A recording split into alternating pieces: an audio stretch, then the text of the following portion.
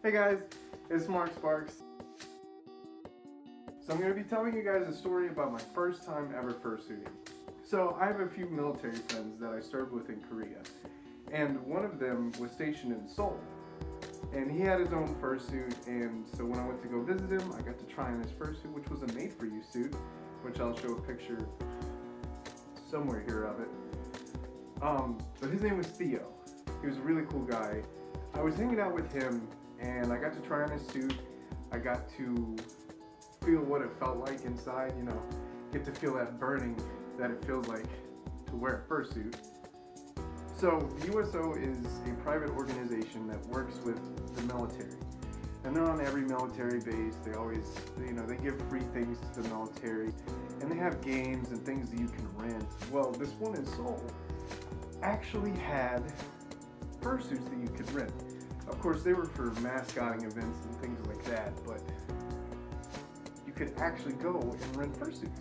So what we did is, me and my buddy Theo, who had that made-for-you suit, he went with me to go pick up a fursuit. So I had brought in a friend who was stationed with me, and my friend I had known since basic training in AIT, military schooling. However, he did not know much about the furry fandom. I kind of told him a little bit. I showed him some of the art that I had gotten, and he seemed to think that it was interesting, but he didn't know for sure if that's something that he wanted to get into. So while we were at the USO, my buddy decided that he was going to come and meet me there just to see what we were doing. So while we were at the USO, my buddy shows up, and he sees me carrying out this trash bag full of fur. And he asked me what it was, and I told him that we were going to go mascot, which he thought it was a little bit odd. However, my friend is the type of guy who wants to do something no matter what it is. He wants to give it a try.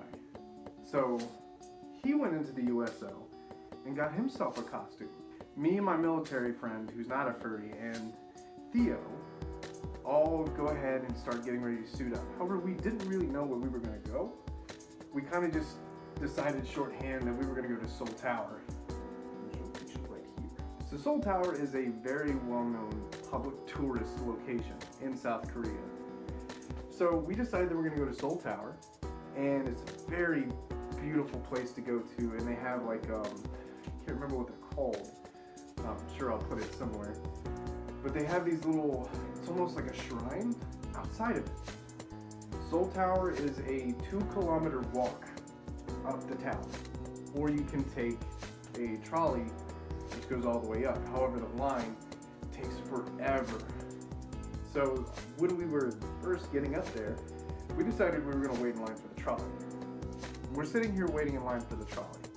And the thing that sucked is that we couldn't get out of our heads. So we're standing out in South Korean heat, and we're waiting for this trolley for hours. So we get on the trolley, we go all the way up to Seoul Tower. It was a very interesting experience being at Seoul Tower in fursuit, because I had been there previously not in fursuit, and it's beautiful. The entire time we're up there, they are, kids are coming up pulling our tails and all these different things, and the entire time we didn't take our heads off. And I honestly don't know how we did that, but the entire time we stayed in character, and we did the whole thing, all 5 hours. Sorry. Trying to promo NOS in my videos, man. So we're hanging out up on Seoul Tower, and during the day is when all the children are out, and it's kind of a fun and interesting experience. However, when night hits, that's when all the college kids come out. And that's when things got interesting, because all the college kids have taken some sort of English class. Most of the kids either know a little bit or they know nothing. So we're all up there, and there's a crowd gathering slowly. It was like we were a public attraction. And what was most interesting is they wanted us to take our fursuit heads off the entire time. At one point, we decided we're going to take our heads off. We're going to ruin the magic. So Theo takes his head off first. Theo is Asian. His family's from South Korea, if I'm not mistaken. So they were like, oh, clap, clap, clap. And then I took my fursuit head off. And I don't know why, but they were comparing me to Spider-Man. I don't look anything like Tobey Maguire. A few said Captain America, which was... So my friend, the last guy, my military friend, decides that he's going to take his head off. but the thing is that he's black, which is not very common in South Korea. So when he took his head off, everyone was very shocked, and a few were, shouting and screaming and such. It was kind of cute. We decided that we're gonna go back down and we're gonna go home, and so we didn't want to take the trolley. If we were going to take the trolley, it would have taken another hour. So we're deciding that we're going to take the 2-kilometer walk down the stairs. It's roughly around 8 p.m., so it's dark. We're going down this 2-kilometer flight of stairs. And I can't tell you how many times I almost fell. And it was the greatest workout I've ever gotten in my life.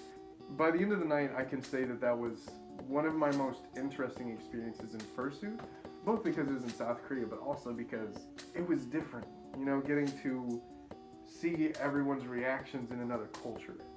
Also, I've created a Patreon. If you'd like to support me, I'm going to leave the link down below. I hope you guys enjoyed this video. It's my first one like this. So, have a good night.